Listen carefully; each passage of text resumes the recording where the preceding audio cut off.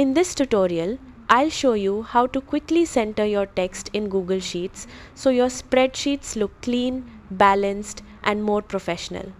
Start by selecting the cells you want to center. You can click and drag across multiple cells or just click a single cell if that's all you need. Once your cells are highlighted, move your eyes up to the toolbar at the top of the screen. Look for the alignment icons. They appear as small horizontal lines. Click on the one that shows the lines centered in the middle.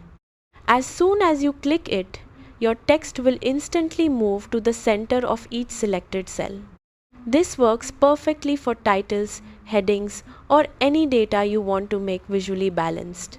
Centered text helps your sheet look more organized and easier to read, especially when presenting data. If you want to go a step further, you can also adjust vertical alignment. Right next to the horizontal alignment button, choose the middle vertical align option to center your text both horizontally and vertically inside the cell. That's it. With just one click, your spreadsheet instantly looks more polished and professional.